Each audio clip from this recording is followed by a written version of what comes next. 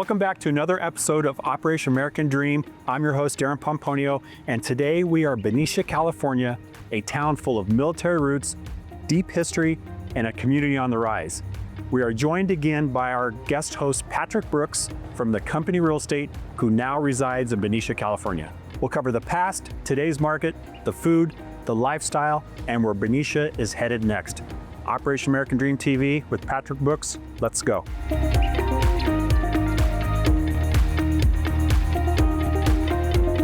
Patrick. Hey, Darren, what's up, how's buddy? It going? Good to see you, man. Good to see you as well. How you been? Good. Good. How about yourself? Great. This is a beautiful place. I mean, I would love if you could just take us through, show us a little bit about the past, what's going on today, maybe what's going to happen in the future. I would love it. It's a beautiful town to look around, and I'd love to show you around. All right, man, let's do it. Let's go.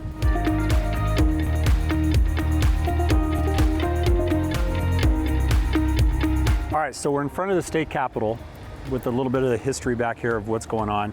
Now, I do know from our last conversation, General Vallejo actually bought Benicia for his wife, or named it after his wife. Well, I know he named the city after his wife. Yeah, that's very cool, very cool. And then over here, we have... This is the Fisher Hanlon House. I think this is the third erected building in Benicia, so it's like very historical, extremely old.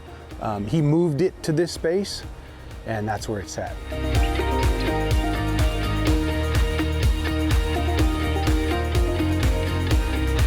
We're downtown Main Street. So here's where, like, I saw this, like there's all these lampposts, and they have veterans up there and all their pictures. And are all these folks, are most of them locals, or? I think a lot of them do have local ties. There's a veterans hall at the top of First Street, and I think that's a part of who put these banners up. Gotcha. All right. Yeah, it's just the best. I love when they do that, when the town actually recognizes the veterans.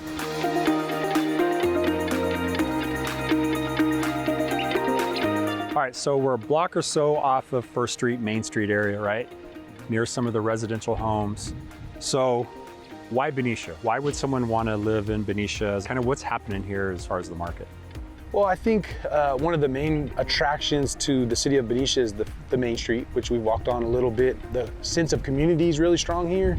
And then obviously the straits that's behind us. The views that you get from a lot of the homes in Benicia is very desirable to a lot of people. It's all about the small town vibe, right? Yes, yeah. And it has that kind of quaint small town feel. So yeah. A lot of those people will transition over here.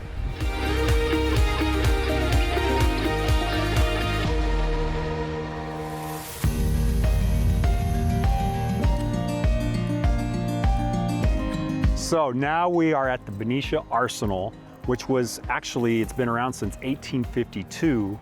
Can you explain a little bit about the depot? Yeah, it was an ordnance depot for the Civil War, World War I, and World War II. Okay, and then today, what do we got going on here? There's a bevy of stuff going on here. So you have art studios, you have businesses, some really beautiful residences on Jefferson Street, which are some of my favorite in Benicia.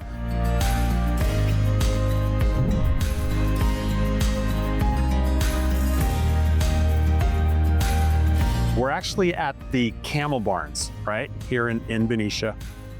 What is the story with camel barns and white camels in Benicia? So in 1855, I guess they felt like camels would be better for the terrain of the Southwest, more so than mules or horses. They would get camels shipped over, and they would use that for transportation. Literally ship them over from like Egypt, right? Yeah. That's crazy. Yeah, that's very cool, very cool. Camel barns, love it.